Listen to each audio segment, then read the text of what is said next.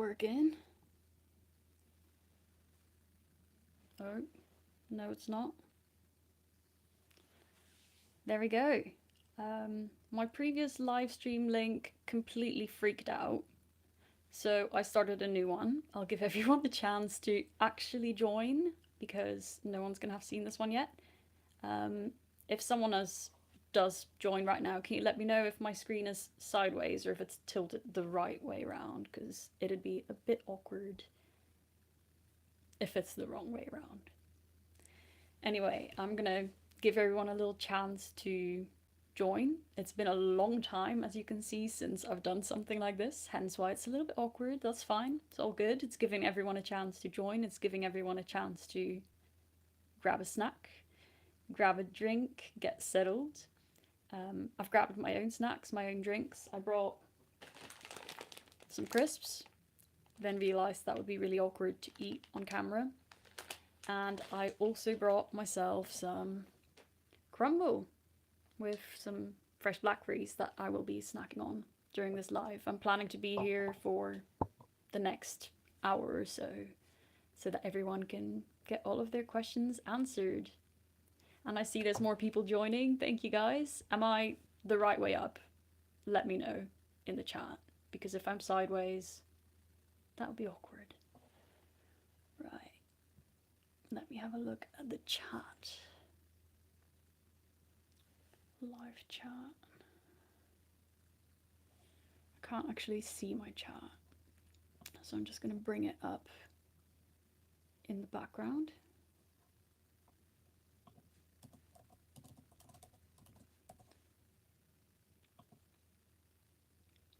Yeah, today's live Q&A, I wanted to start by answering a few questions that I actually got on Patreon, just because I'm always super grateful for all of my patrons, obviously, for supporting me for even as little as 99p, $1 every month. So I'm going to start with those questions as people are joining this link. And yeah, start sending in yours and I'll be answering them shortly. The first question I received, and I think I'm sideways, so I'm going to move this around, but I'm going to need to unplug my microphone. Oh, sorry guys. There we go. So the first question I received on Patreon is a very easy one to answer, and that is, what is your current favourite snack? At the moment, with blackberry season, I'm going to have to say crumble, just because it's blackberry season, but my favourite snack changes, honestly, all of the time. I think when I was in Spain a couple of months ago, it was definitely ice cream, smoothies were up there, but now I'm going towards slightly more warming foods. So I've been having a lot of cheese, bean and sausage bakes or crisps and hummus, stuff like that. The next question I received on Patreon was what my average day looks like. I'm going to try to go over that really quickly because it's probably quite boring, but I wake up quite naturally between 7 and 8. Normally have coaching calls in the morning, and then I basically work until I get tired or hungry. So I stop for a snack and a tiny little break, then work until I'm tired or hungry, and keep that on repeat until about 5-6 o'clock. Then try to switch off for the day, mainly with Stranger Things at the moment, which I'm really enjoying. The last question I got on Patreon, before I'm going to start addressing all of the ones coming in right now, is how to rediscover your identity after an eating disorder. And I think that's quite a tricky question. It's something that I really struggled with because the eating disorder was part of my identity for a really long time. So what I did was look back at the kind of activities I used to enjoy before my eating disorder and start reincorporating them, but also trying out a whole bunch of new things. So learning new skills, new languages, diving into languages, music, and exercise now that I was able to exercise again. So those are my best tips. Right, so what questions have come in? The first one, how can I stop comparing my food with my mum? I've actually got a few videos on this because I would always compare myself to my mum and to my sister and to basically anyone in my surroundings, and it was horrible. I would often comment on it as well, so I wouldn't just mentally compare myself. I would make little comments like, is that all you're eating? And nasty things like that, that not only made me feel worse, but that made them feel worse. So the first step for me was to notice how often I was comparing myself with others, to just notice it without acting on it, because I knew that the thoughts themselves would come and go and I couldn't necessarily control all of them, but I could control my behavior. So when the thought came up of commenting on this comparison, I didn't.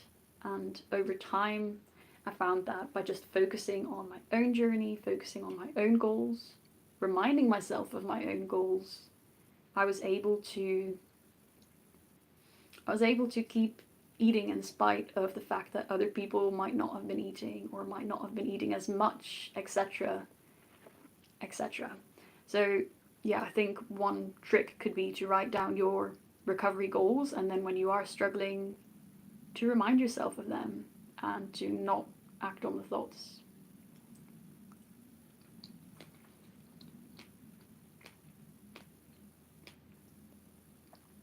The next question that came in is how old I am. I am currently 25. I'll be 26 in December, halfway to 50. Ella just messaged as well. How do you know how much to eat without calorie counting when you don't have any hunger cues? Really good question. I think, especially during the initial stages of recovery, when you don't have reliable hunger cues, it can be really helpful to work with a professional or to work with a meal plan. And this isn't a long-term solution, but it's definitely something that can get you started. If you break your foot, you wouldn't expect to just be able to walk right away. You'd need certain crutches for a bit of time. So some people do count calories initially, but for a lot of people that's not viable. It creates new obsessions. So yeah, working with a professional would be my best advice, and otherwise trying to establish a meal plan with a professional or with a parent in order to create more regularity to your meals, and that regularity in and of itself can be a massive help in re-regulating your hunger cues.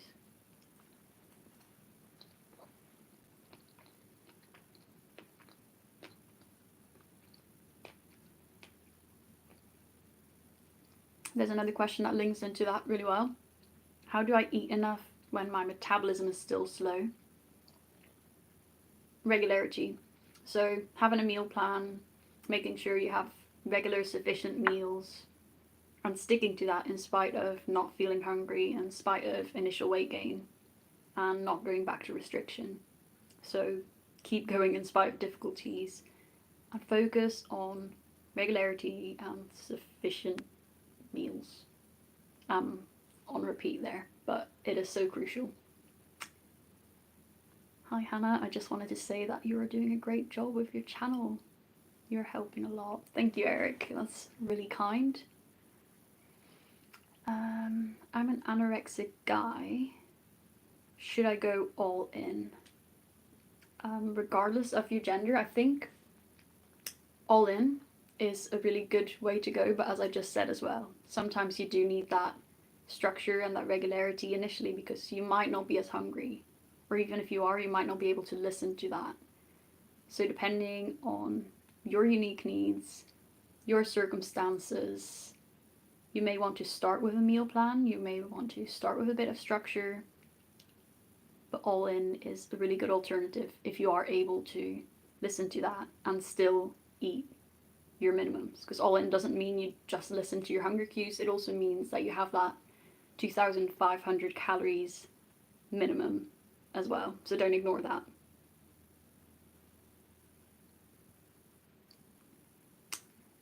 The next question. Is 4 times exercise in a week for a person underweight with an eating disorder, and I want to get my period back, appropriate? I feel that if I cut out my exercise, I will gain fat. So, first part of my answer to that is whether or not you exercise, when you gain weight, you will gain some fat. But yes, if you are underweight, you don't have your period back, you are not recovered from your eating disorder, I would err on the side of caution and not exercise. Chances are at this stage it's doing more harm than good, and especially if you're doing it out of fear of gaining fat, if you're doing it to appease the eating disorder, it is a behaviour that is best broken. So yeah, it seems from the people that I've coached, but also friends that I've had in hospital, that going cold turkey and quitting all exercise is generally more successful than just reducing exercise. So everyone's different, but that would be my general non-medical suggestion, advice. God, there's a lot of questions coming in. So the next one, I'm trying to scroll up a bit, it's not letting me. Yeah. Someone was saying as well, definitely do all in, but don't push yourself too much at once as it might backfire, which is very true. I think if you go all in, try to do it all perfectly from the start, give in to every craving, and then completely freak out and take 2 steps back, then that's not working. So really good suggestion from Naomi. And some really sweet comments following that. Thank you guys for all the sweet comments. I am so happy to be doing this live again. Finally having some good internet to do it. So it's really great to chat with you. I hope you all have yourself a snack and a drink. And yeah, are happy to hang around for a bit because I'm not going anywhere for a while. Thank you for creating a positive environment in here. Well, thank you. Thank you all for creating such a positive environment. I'm loving all the vibes today. Okay, so the next question that came in is, I'm really struggling with knowing what to do in terms of exercise and physical activity. I used to love being active, so long walks, dancing, and yoga.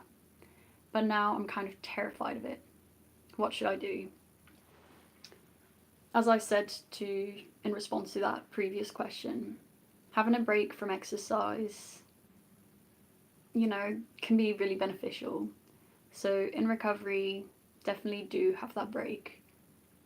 But that fear is something I definitely recognize as well, because I was told by all the professionals to stop exercising.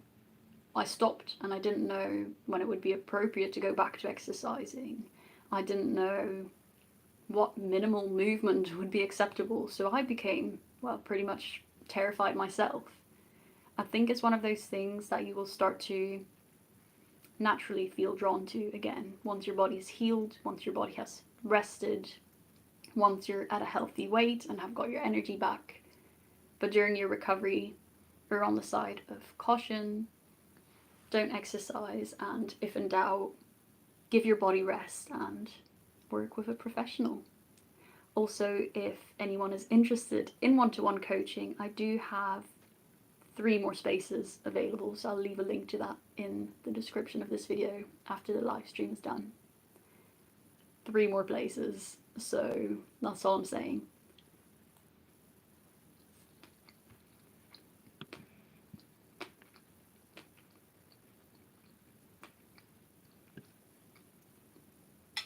There's a really good question that just came in, and something I struggled with a lot.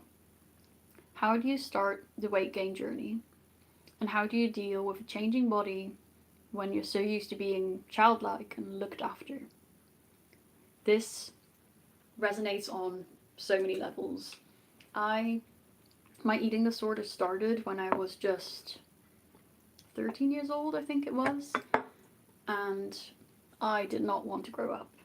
I did not want to have my period. I did not want attention from boys. It all scared me. So when I started to gain weight, started to gain a shape, that absolutely terrified me, and a lot of my attention went to my body and what I looked like. And in a sense, it gets easier when you gain weight. You sort of come to terms with it as well to some extent, but at the same time, weight gain didn't solve everything. I still struggled, but now at a higher weight.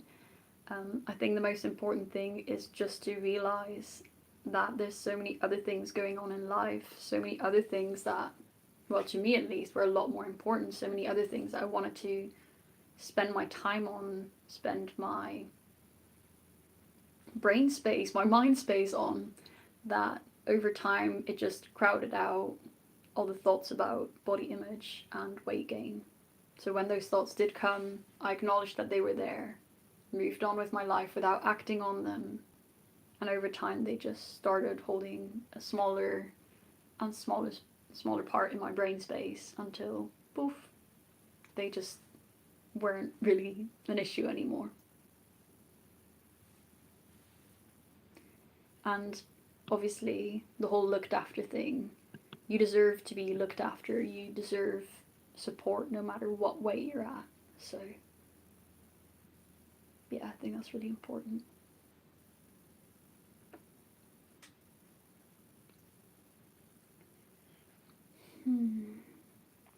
How do I get over the fear of having rest days and still nourishing my body enough when I'm quite active in my day-to-day life? There's a lot of exercise once a days. I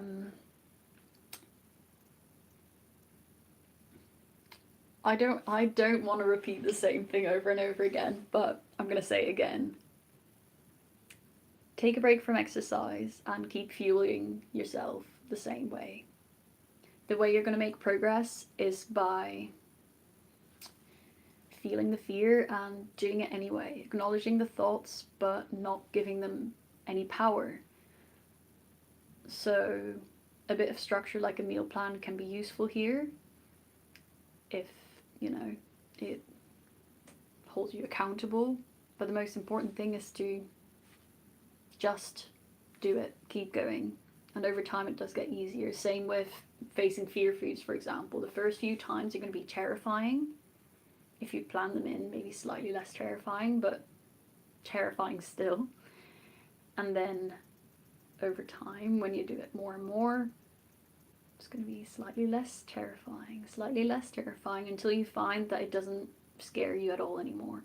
Your body needs nourishment no matter what, just to function.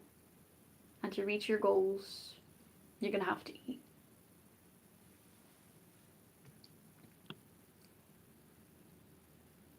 Patrick is saying, I'm moving to another country in a few months where I'll be all alone. I'm certain I will relapse badly, but I don't know what to do about it. Change is scary. I know that from experience. But use that move to start new healthy routines, to fall into a new healthy routine rather than to start taking steps back. So plan ahead. What are you going to do when things get tricky? What are you going to do in your day-to-day in order to hold yourself accountable? Who are you going to call, or what actions are you going to take if you do feel like you're having a bad day or a bad week?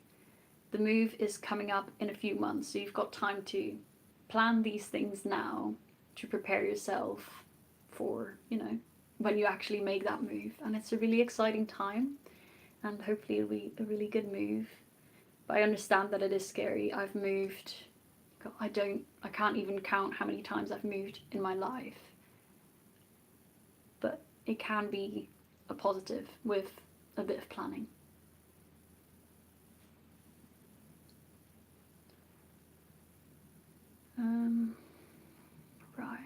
just gonna see, there's a lot of comments, so I'm just checking out what the next question is. What can I do in a day? I'm currently trying to challenge my movement that I used to do every day, but I don't know what to do in a day.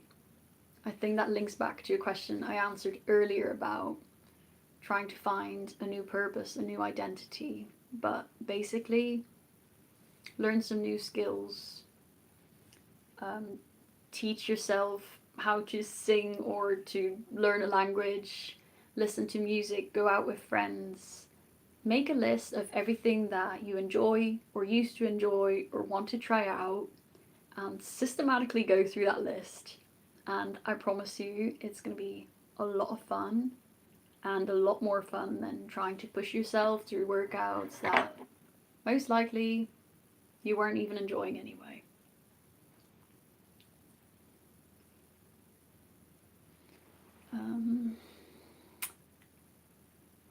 Yeah, and the same person said, I feel so unproductive. And yes, that's just, again, another feeling. And feelings can be very powerful, very overwhelming, but you don't have to let them influence your actual behavior. So feel the feeling, move on, keep going. Any advice on stopping counting calories and getting over the fear of not knowing the numbers in what I eat? That's a really good question, and as you say yourself as well, the body is not a clock and it needs different amounts on different days. I needed different amounts during different times of my recovery. I need different amounts depending on my activity levels, depending on my hormones, and first off, that is an important reminder. But also, if you are currently counting calories, I do know how difficult it is to snap out, because those numbers may literally be inside your head. The counting may seem almost automatically. I actually put up a blog post about that yesterday and a video a week or two ago, so I recommend you check those out after the end of this live stream. But my best tips are to not weigh anything out. I will never be able to recreate this masterpiece because I don't weigh anything out. I don't even remember what's in here.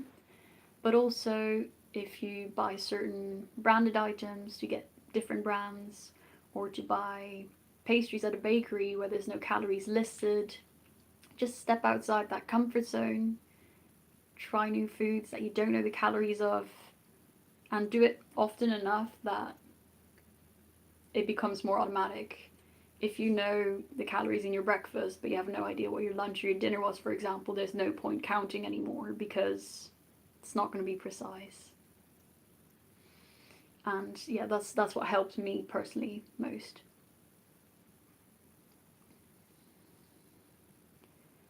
How do you speed up your metabolism after a long time of malnutrition? I was in the same boat. The way to speed up your metabolism is by eating sufficient regular meals. And initially your weight might shoot up, but your body needs to nourish itself before your metabolism is going to be sped up again. Your body's not going to prioritize your metabolism if you're not getting enough energy. So, sufficient regular meals.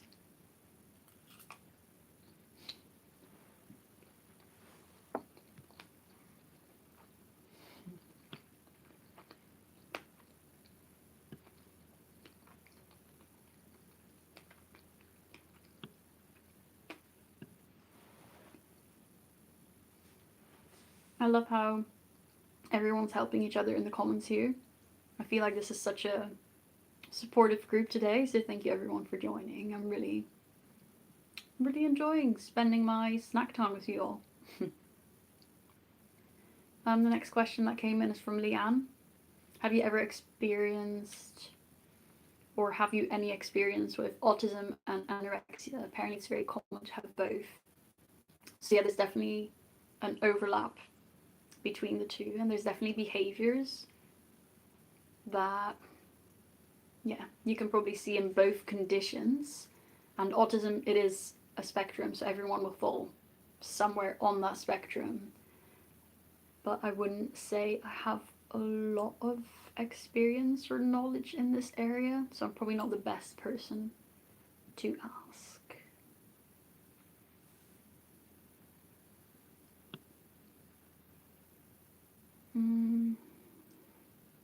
How to deal with the guilt of laying in bed all day, always looking at a screen.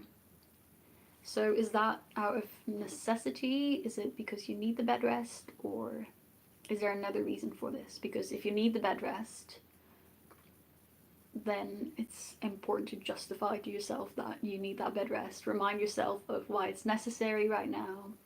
Remind yourself of your recovery goals. Make a list of them and read through them again and again.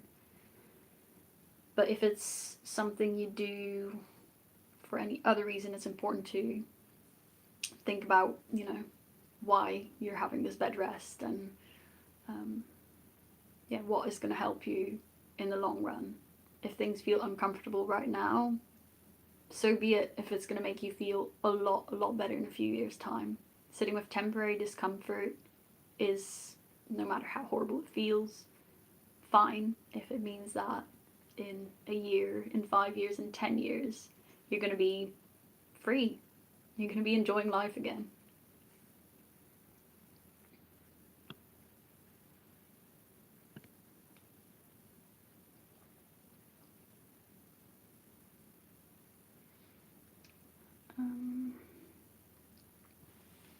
The next question is, I would like to learn how to photograph, but I'm scared I will use it as an excuse to go outside and move. If you're scared you're going to use it as an excuse, then maybe try different hobbies first, or try to enjoy it in a way that doesn't require as much movement. If it does require movement, then make sure you eat sufficiently to make up for that increased energy usage. But yeah, if you feel like it is starting to affect you in a way that you hadn't anticipated, in a way that is triggering the eating disorder, be aware. Preferably talk to someone about it and see what you can do to change that, to create a bit more distance there.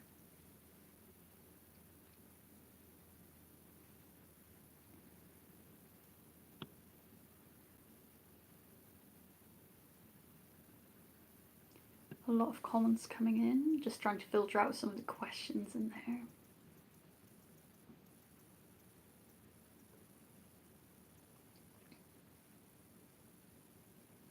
How to manage the last mile when you're not very hungry anymore, but you are still some kilos away from your desired weight. I think hunger cues tend to go up and down in recovery a lot of the time. So especially at the start of recovery, I find that people struggle with not feeling hungry. But throughout the recovery process, there may also be periods where hunger cues are much higher or much lower than they normally are. So if you're struggling with not feeling very hungry at the moment, but still needing to gain weight, trying to focus on eating regular, potentially slightly smaller but still sufficient meals, trying to focus on density, so things like cooking with fats and oils, facing those fear foods, cheese, nuts, things like that aren't necessarily going to leave you feeling super heavy, super full, but that are still going to provide you with sufficient calories in order to gain weight. Also, not expending as much energy, so not exercising excessively and things like that definitely help too. And a savior for me definitely was drinking my calories as well. So lots of smoothies, milkshakes, and I also used to drink, what were they called?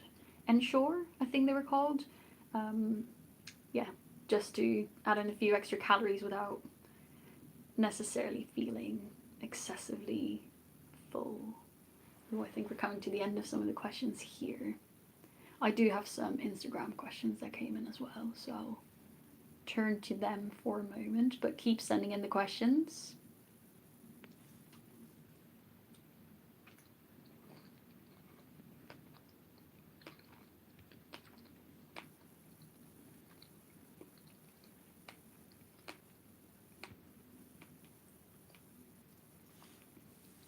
Yeah, on Instagram, someone asked, what is the key to recovery?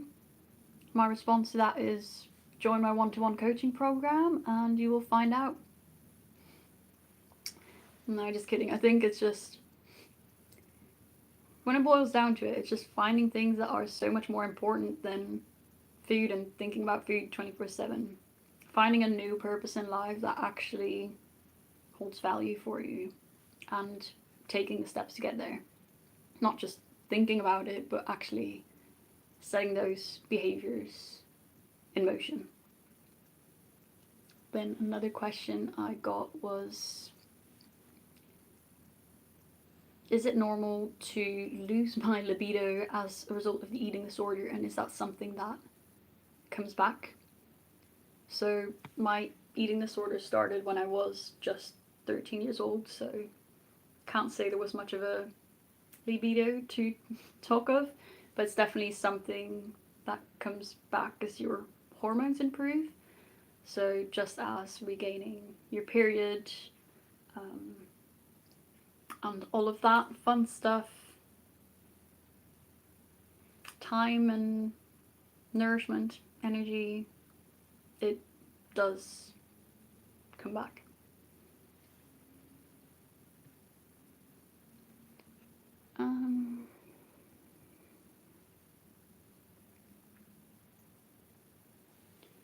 Okay, as someone who's very impulsive and has issues with not having control, do you have any tips on how I can get myself to stop holding on to the things and acting on my impulses? Having a plan. I think my impulses during recovery was mainly don't eat, exercise, avoid anything that makes you uncomfortable. But having a plan really helps in terms of reducing anxiety and reducing the effect that impulses may have on you. So if you decide in advance that you're going to have these snacks and these meals at these times, if you decide that you're not going to exercise but going to do X, Y, Z instead, then it's much easier to hold yourself accountable and you're more likely to feel semi okay about it rather than completely freak out last minute. So that would be my best advice for that.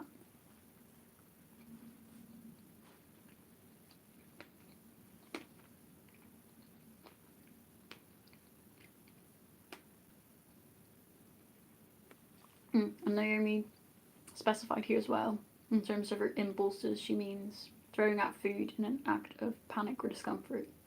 So yeah, definitely having a plan really helps. I used to freak out a lot more if something was presented to me in that moment and I had no idea what was coming up, as opposed to if I knew in advance I was going to have cake, or if I knew in advance I was going to have a certain other scary meal or a certain portion size. If I knew it was coming up, I could prepare myself for it. Or if you feel like that is not enough, finding other ways to prevent this behavior. So for example, asking a parent to sit with you, or if you're at school, asking a teacher to sit with you. Planning in advance to prevent the behavior from actually unraveling. Athara is leaving. All the best to everyone. Thanks for joining. It was good to have you here. Some more questions coming in. How to deal with going away to treatment and comparing to other people there, and then coming home to comment about your weight gain. Can you talk about your experience in inpatient treatment? There's a lot of questions there, so I'm going to try to answer them one by one. Going into treatment and comparing to other people there. The treatment I went to, everyone ate pretty much the same amounts, got the same treatment, regardless of whether they were actually trying their best. And that had its pros and cons. But if you weren't gaining weight, you were put on enhanced, increased portion sizes. So as for me, very soon into my treatment there, I would be eating pretty much twice the amount as most other people were, which was terrifying. As you all know, I used to compare myself to everyone. So this was really tricky, and I reminded myself of my recovery goals, why I was doing this, and why I needed to gain weight, and why I needed this food, in spite of what anyone else needed. How to deal with coming home to comments about your weight. Realizing that as you gain weight, there's so many other things you gain as well. You gain food freedom, you gain your life back, you gain your personality back.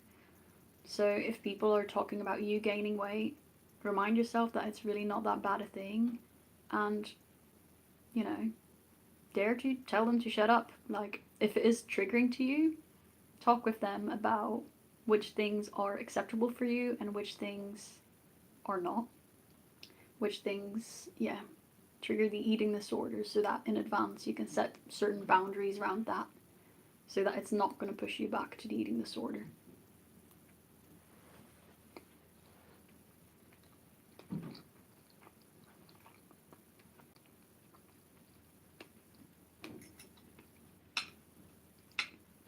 As to my experiences, Inpatient, I've been Inpatient in Hungary, in Slovakia, and in Belgium, so they're all very different.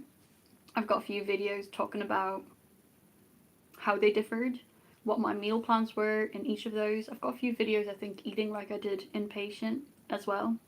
So to get a bit of a sense of what that was like, I suggest you check those specific videos out as well. How does someone stop restricting food before eating out for a meal?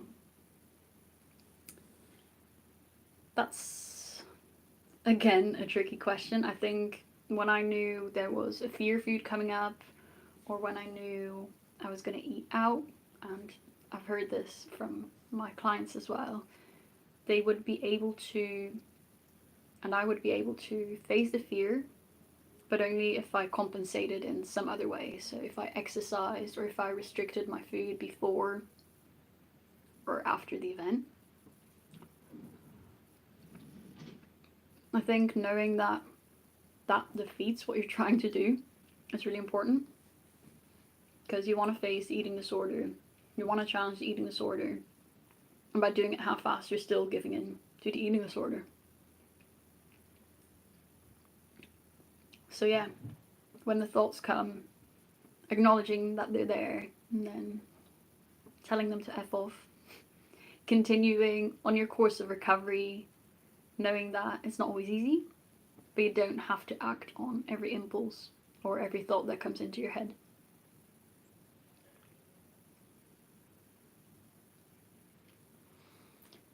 Any suggestions on starting recovery? I've just started talking to someone and she wants me to log my meals, and I'm immediately thinking about how I could use it in favor of the eating disorder. Honestly, know that you're not alone, and especially initially, these kinds of thoughts, these compulsions will happen. It doesn't mean you need to act on them, but there's going to be a lot of thoughts popping up, especially as you're trying to, well, create chaos for the eating disorder. It's going to try to create chaos back. So yeah, my tips on starting recovery is to just do it. I think it's great that you reached out. You've got someone there to support you, but start taking those steps. If she's asking you to log your meals, then start doing that and see where that takes you, and start getting into a healthier routine with your eating and going from there. My best tip is to just start. I see a lot of people thinking about recovery, planning how to do it perfectly. They've got it all laid out, but then they never actually take that first step. And that's the most important thing, to get started. And I'm currently working on a 3-week program, which will be up live, ready to be accessed probably within this month. So I'm super excited. I'm just, doing the last finishing touches on that. So keep an eye out for that, because that will be all about kickstarting your recovery, how to get going when you're in that contemplation stage. Yeah, that's all I'm going to say about that for now.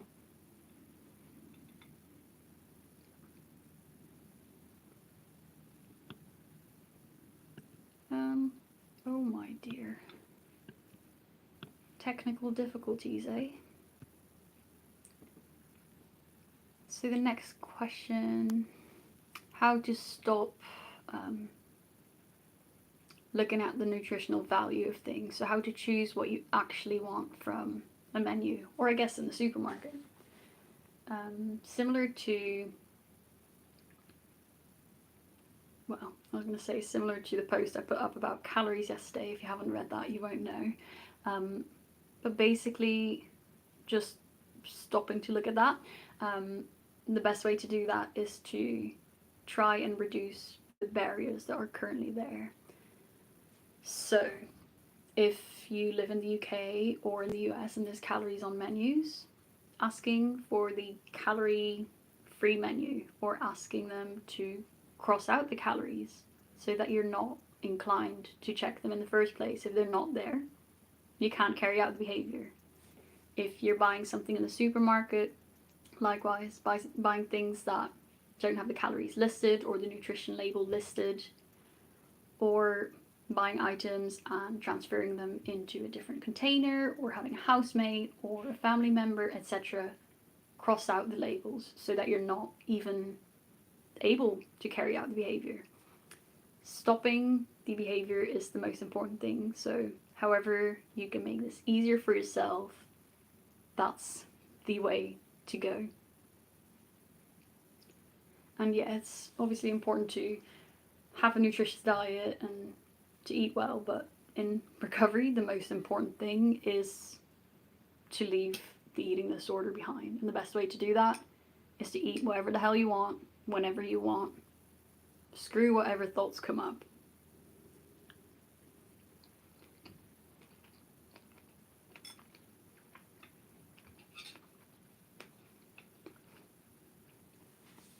No worries, Naomi. I love that you've got so many questions.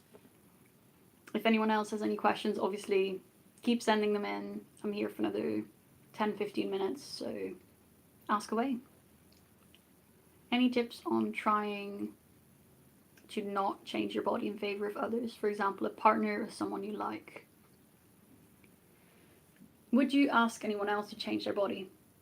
Would you judge someone on how they look?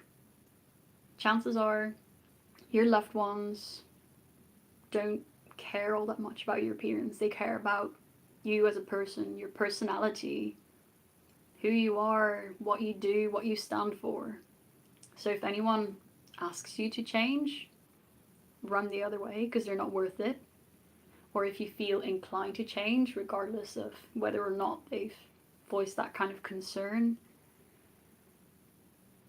know that people don't care. People are too busy looking at their own appearance to notice someone else's, and if they want to be your friend, it's likely because they like you for you and not for your body. So I think that's an important reminder when you feel like you have to change for other people.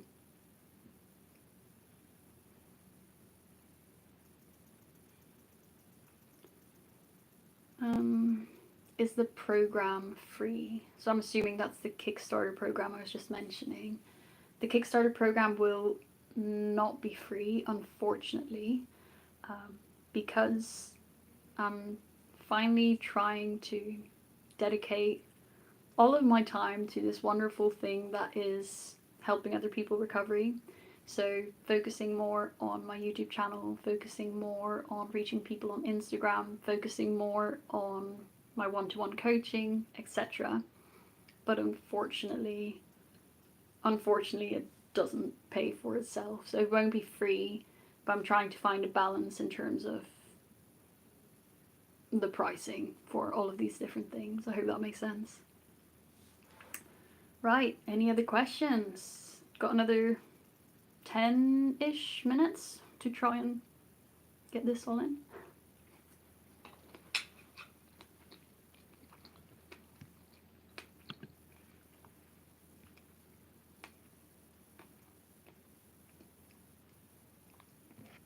I got another one on Instagram actually, and again, it's exercise related.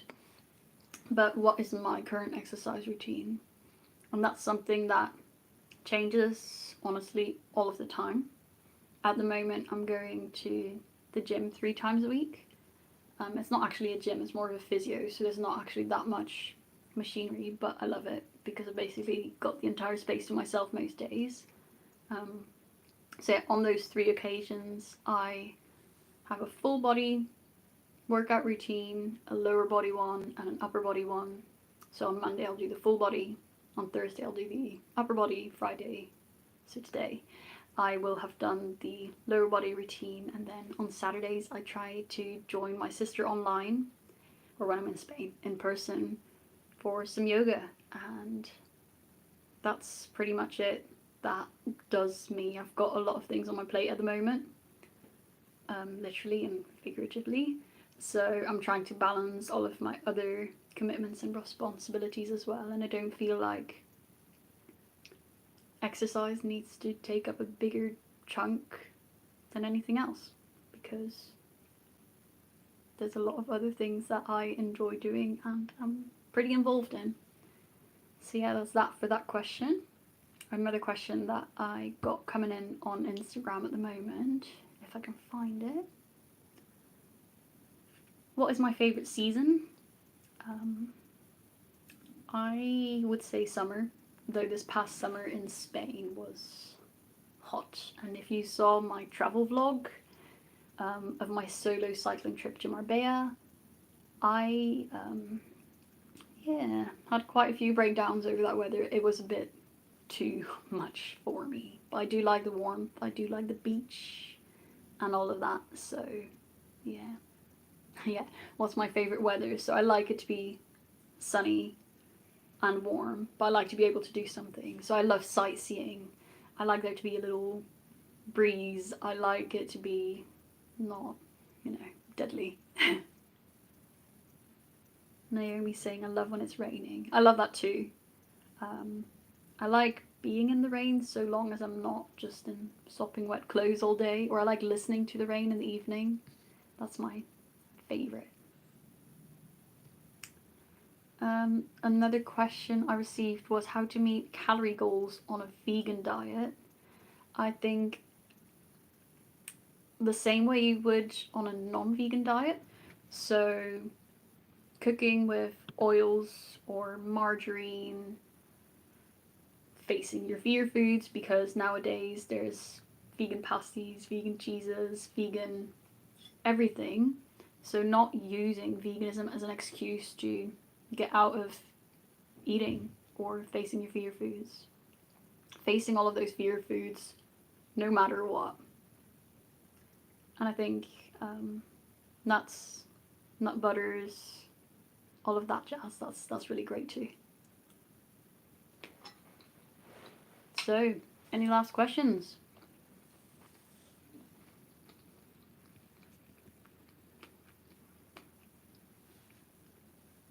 Also, I want to ask all of you, if you did happen to grab yourself a snack and a drink for this video, what are you having right now? Leave a little comment. I'd love to know, because I'm a nosy bastard. Before I forget as well, I'm planning to do another live at the start of next month, hopefully without as many technical difficulties, because I will know what I'm doing at that point. So I'll try to release a little image for that as soon as possible, so you can all turn on your notifications. If you haven't yet, subscribe to keep updated. And yeah, I'm trying to do these a bit more regularly, but obviously I need good internet for it, and I don't always.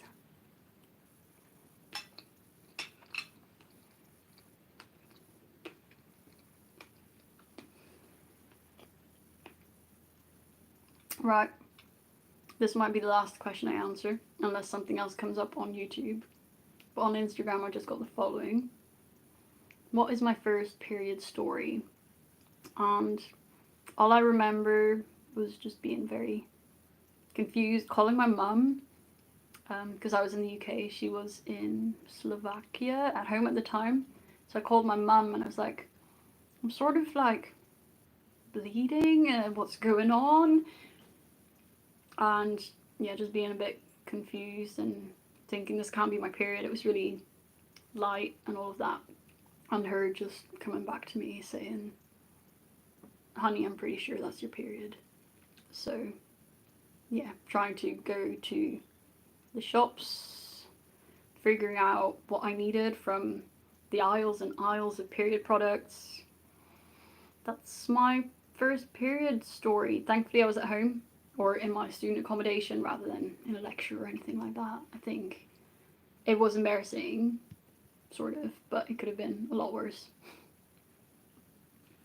What is my favourite food or the meal I always go for in restaurants? I think this is going to be the last question I'm answering, so I quite like this question. As a kid, I always went for mashed potatoes, sometimes on their own, sometimes with chicken or roast vegetables or something like that, sometimes just plain mash. And as a true Belgian, I still very much like mashed potatoes.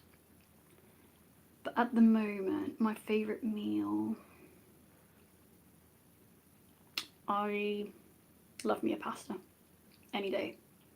A creamy pasta, a tomato saucy pasta, a pesto pasta, or, now I'm in the UK, Tesco do banging ravioli.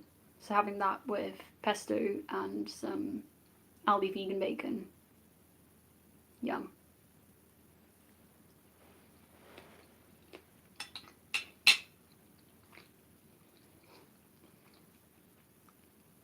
Eating whilst I'm recording like this is quite difficult because I'm so used to just cutting out the chewing bits, so I do apologise if it's a bit more awkward like this. But thank you all so much for joining.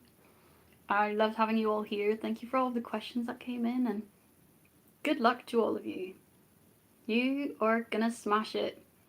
That'll be it for today. But yeah, definitely join again at the start of October for the next Q&A live. And love you loads. See you soon. I'm gonna finish this.